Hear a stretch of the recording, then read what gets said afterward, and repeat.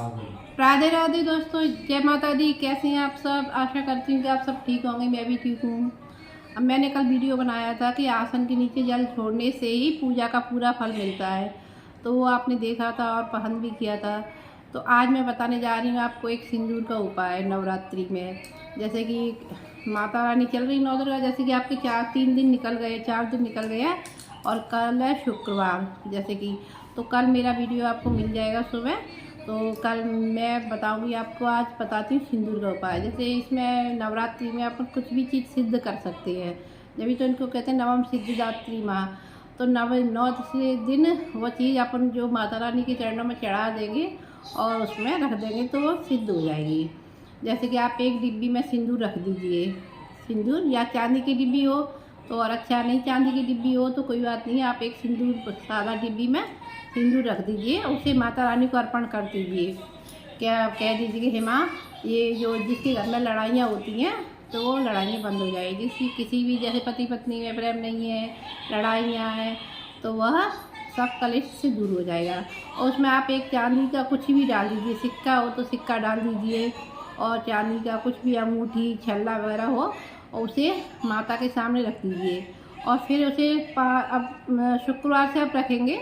वैसे तो पहले दिन से ही रखा जाता है, कोई बात नहीं, आप पहले दिन से नहीं रख पाए तो आप शुक्रवार से रख दीजिए, क्योंकि मेरा वीडियो भी लेट हो गया है। तो आप उसको सिंदूर की डिब्बी को माता के सामने खोल कर रख दें और उसमें चांदी का कुछ भी एक सिक्का या छल्ला या अंगूठी या बिछिया वगैरह जो भी आप पायल वगैरह हो कुछ भी डाल दें चांदी का। और उस पर सिंदूर को रख के 9 दिन तक आप एक मंत्र का जाप कीजिए। नारायण मंत्र का कर सकती हैं, ना हो तो फिर क्या कहते हैं आप ओम दुम दुर्गाय नमः ये करते हैं। या फिर आप सबसे अच्छा मंत्र में जो मैंने कल की वीडियो में बताया था आपको, क्लीम।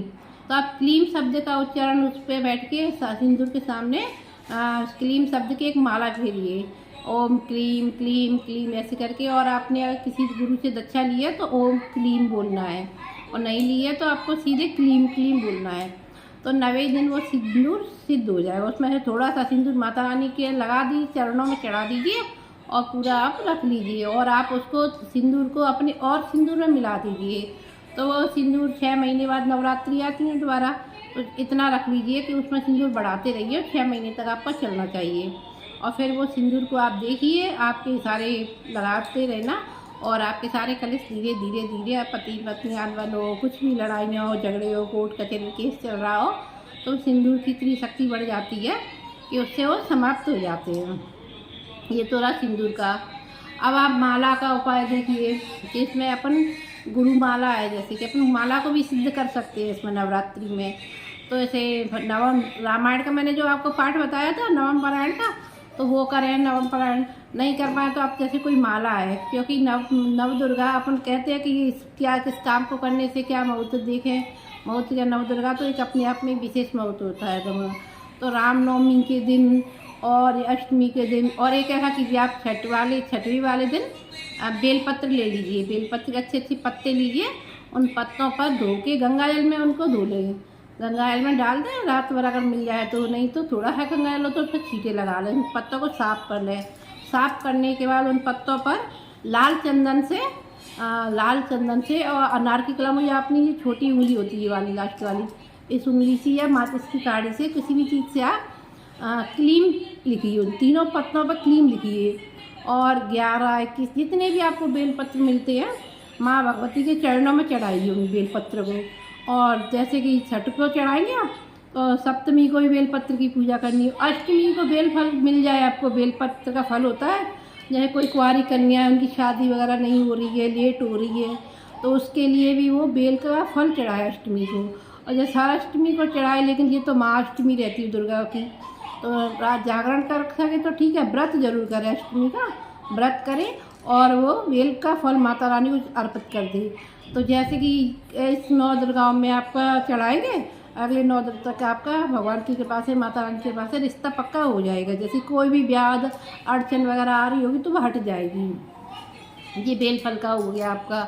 बेलपत्र का वही क्या उपाय, बेलपत्र के तीनों पत्तों पे 11 पत्ते या 21 पत्ते ले लीजिए। तीनों पत्तों पे आप क्लीम शब्द लिखिए लाल चंदन से, एक घिसने वाला लाल चंदन आता है, एक लाल चंदन पाउडर आता है। तो आप घिसने वाले चंदन को पसारी पे मिल जाएगा आराम से, और एक पत्थर ले लीजिए, उस पर घिसिए और घिस के उसको काढ़ी की सहायता से, माचिस की तीली या कुछ भी मिल जाए, या बेल पत्र की जो डंडी का पीछे का भाग होता है उसको आप तोड़ लिए, उससे लिखिए क्लीम क्लीम क्लीम और बोलते भी जाइए। तीनों पत्तों पर क्लीम लिखेंगे और माता रानी पर चढ़ाते जाएंगे, और उन 9 ऐसे पूरे पत्ते जैसे चढ़ जाएंगे तो उनको चढ़े रहने देना। दूसरे दिन या 9वें दिन उन पत्तों को में से एक पत्ता उठा लेना, वो अपनी तिजोरी में लाल कपड़े में रख देना संभाल के।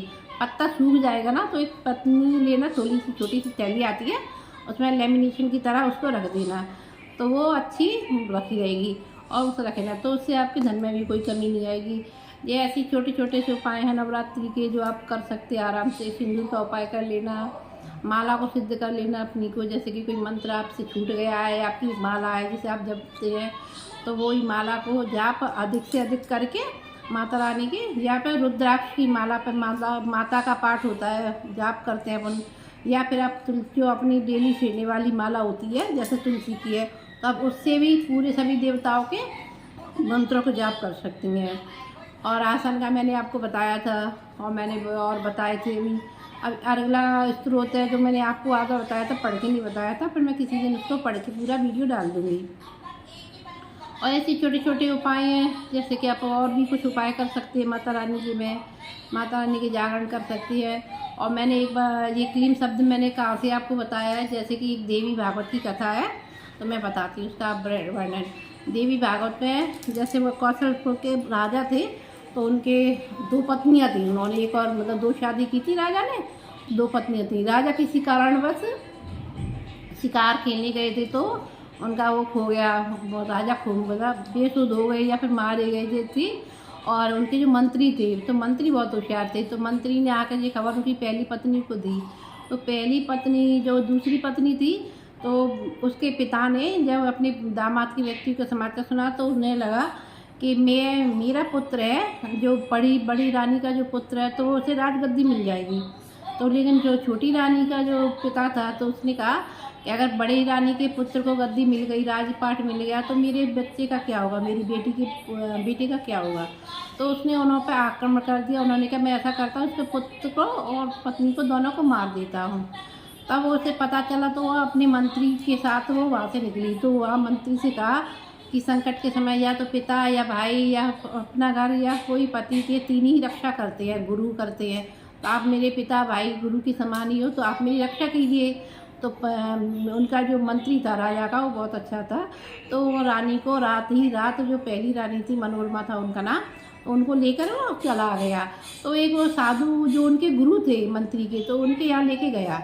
तो वो देवी के उपासक थे माँ के, तो वहाँ लेकर उसने वो रानी को छुपा दिया, जो मनोरमा रानी थी पहली पत्नी, तो उन्होंने छुपा दिया। तो वो उनके आश्रम में रहने लगी, उन्होंने उन्हें शरण दी। और जो उनका पुत्र था, जो मतलब बालक ही था पहले, तो जैसे कि बड़ा हुआ तो उसे एक जैसे शिष्य की तरह उन्हें पढ़ाते थे गुरु, तो उसकी नहीं समझ में आता था, तो बोलने में भी वो इतना समर्थ नहीं था। तो एक दिन एक पत्ता उड़ के आया, तो पत्ते पे जो कागज़ या पत्ता, तो उस पर क्लीम शब्द लिखा था। तो उसने उसका उच्चारण किया कि क्लीम, तो उसी दिन वो उसकी बाणी खुल गई क्लीम शब्द से, क्योंकि क्लीम कृष्ण भगवान का, सरस्वती माता का, लक्ष्मी माता का, काली माता का, इन सब का बीज मंत्र क्लीम। हर मंत्र में क्लीम बीच में आता ही है, तो क्लीम एक बीज मंत्र है बहुत सा अच्छा। तो जो बीच में जो मंत्र उसने क्लीम मंत्र का उच्चारण किया, उससे उसकी बाणी खुल गई। उसे इतना ज्ञान प्राप्त हुआ, वो बहुत ही ज़्यादा सब चीज़ें आगे बताने लगा। तो उसे जो गुरु महाराज थे उसके, तो उसे पढ़ाते, तो बहुत ही एक दिन विद्वान हो गया पढ़ के विद्वान हो गया। तो वो एक बार ऐसे एक देश में गया, तो वहाँ की और वो एक जो उनकी जो मतलब पत्नी, दूसरी पत्नी होने वाली थी भाभी, तो वो भी माता रानी की बहुत भक्ति थी। उसके वजह से तो वो गए तो माता रानी ने उसे सपने में दिया कि उसने कहा कि कैसे लड़के से मेरी बर्फ मिलेगा मुझे, क्योंकि उसके पिता ने स्वयंवर रखा था। तो वो लड़की के पिता माता ने उस लड़की को सपना दिया कि मैंने तेरे लिए ऐसे ऐसे फलाने करके ऐसे एक बर्फ ढूंढा है, तो ये वही बर मिलेगा जो यहाँ आएगा, और वही स्वयंवर में तो उसे पसंद करना। तो गया, तो अपने मित्र के साथ उस देश में गया, तो वहाँ स्वयंवर था राजा की लड़की का। तो वहाँ राजा ने उसको उसने पसंद किया लड़की ने उसको, और मतलब वो ब्राह्मण कुमार के वेश में रहा था इसी के उसमें, तो उसने कैसे भी करके उसे स्वयंवर में वही उसे पसंद आया उसके घर वालों ने कैसे भी करके। तो वो उसके जो पहली दूसरी पत्नी थी उसके पिता को पता चला तो उसने वहाँ पे भी उसको आक्रमण करने के लिए आया। तो लड़की के पिता ने जल्दी जल्दी लड़के को विदा कर दिया। तो रास्ते में उन्होंने उनके रथ वगैरह सब घेर लिए, और जैसे ही आक्रमण करने के लिए वो हुआ तो भगवती जगदम्बा वहाँ प्रकट हो गई और महाकाली प्रकट हो गई। उन्होंने उनके पूरे वो जो दूसरे पत्नी का पिता था उसको मार डाला, पूरी श्यामा सहित समाप्त कर दिया, और इसकी रक्षा करके जैसी वो जगह तब उन्होंने माता के साक्षात दर्शन किए। उन्होंने कहा कि जब तुझे क्लीम क्लीम शब्द का उच्चारण करता था उसी की कृपा से मैं तुझ पर प्रसन्न हुई हूँ। तो देखा आपने क्लीम शब्द में कितना वो है। तो ये क्लीम जो बीज मंत्र है तो इसमें इतनी विस्फोटक शक्ति है कि सारे ब्रह्मांड को अपने उसमें कर सकती है। आप किसी भी काम को करो, लेकिन अगर क्लीम शब्द का उच्चारण करोगे, माला एक भी माला नवरात्रि में तो आपकी माला ये समझ लो सिद्ध हो जाएंगी, आपको किसी चीज़ की ज़रूरत नहीं पड़ेगी। तो क्लीम क्लीम क्लीम शब्द आप या दिन भर भी बोल सकते हैं, मन ही मन में भी बोल सकते हो, और एक आसन पर बैठ के एक माला जरूर कीजिए रोज़ाना, जितना आपसे बन सके। ना हो तो 11 बार बोल लीजिए, 30 बार बोल लीजिए, जैसा आपकी सुविधा हो वैसा हो, जैसे आपका टाइम मिले वैसे। तो ये थी एक क्लीम शब्द की वो। इसी से ही वही शब्द आपको जो सिंदूर की डिब्बी रखो उस पर भी उच्चारण करना है।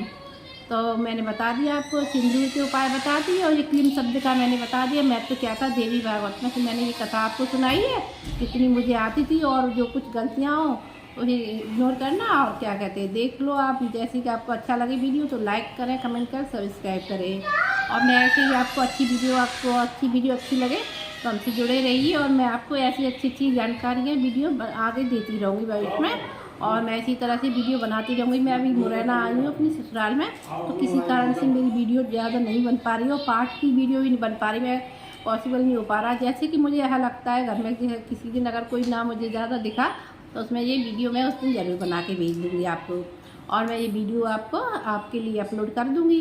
जैसे सिद्ध कुंजिका का पाठ का मैं आपको स्पष्ट उच्चारण करके बताऊँगी, जैसे कि संस्कृत में बताऊँगी, फिर उसका हिंदी में क्या महत्व है, क्या प्रभाव है, क्योंकि उसमें कुछ ऐसे बीज मंत्र हैं जो आप हिंदी में या संस्कृत में पढ़ोगे उसका मतलब एक ही होगा। इसलिए अगर हिंदी में पाठ करते हैं तो बीज मंत्र को आप छोड़ दीजिए, उसके आगे से पढ़ना। मैं आपको पूरी डिटेल अच्छी तरीके से वो बीज मंत्र कैसे क्या है, क्या मंत्र हैं, कि वो मंत्र क्या है, सब सिद्ध कुंजिका क्या है, मंत्रों को जागृत करता है।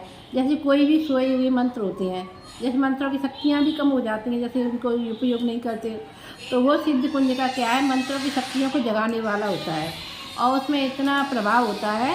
मैं खुद सिद्ध कुंजिका स्तोत्र का पाठ करती हूँ प्रतिदिन, और मुझे पता है कि मुझे कितनी शांति मिली है उससे।